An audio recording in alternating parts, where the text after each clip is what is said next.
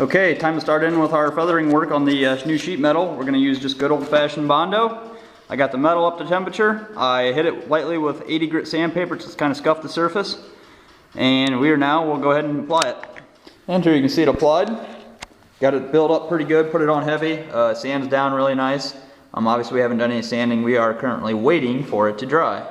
But we got all kinds of little areas here, just touching up spots, making sure everything is squared away. We got the other side here too. And I still got to do the roof yet, but should go pretty smooth. Not as many areas as I thought that would need it.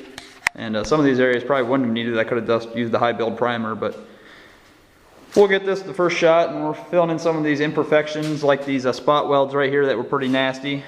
So some of the factory things that just don't look quite nice. Well, we spent a good amount of time doing all our Bondo work here, getting it all squared away and perfectly smooth, or at least we hope. So we're going to go back to our Summit Racing high build primer. This is the base coat clear coat system again. We're sticking with all that. I did go out and buy the paint today, and I'm going to kind of already change my mind after seeing some more pictures. I bought the carbon fiber metallic, and I'm going to take it back and I'm going to get the gunmetal metallic. I liked a little darker color. The sample was hard to tell, and that's why we ended up going with the carbon fiber, but after doing a little more research online, I think I definitely want to use the the gunmetal metallic. But anyway, we got the high build primer here. It mixes 7:2 with a hardener. And we're not going to spray too much of the interior since it's already fully primed and everything. So I'm just going to focus on a lot of the areas out here that need work. And we'll come back here tomorrow or maybe even later tonight. It takes an hour and a half to dry, and we'll see how it looks. And hopefully we don't need too much more Bondo work. You can see I did some glazing here that helped fill out some of the little areas. And I also got seam sealer. We'll go ahead and reseal all the seams. We'll fill in those areas where we had to modify our transmission hump. Okay, well, we got it warm in here. I think we are ready to spray.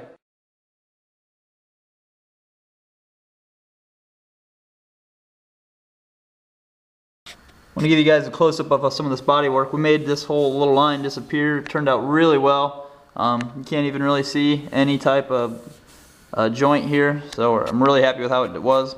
Okay, another coat of primer done. Here you can see we also went in afterwards and done all our seam sealer now, so it's all nice and smooth, dried, sealed tight.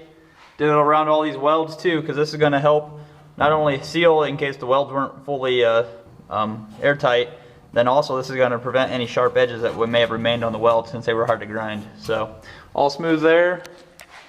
Got all this along the door, or the new rocker sealed.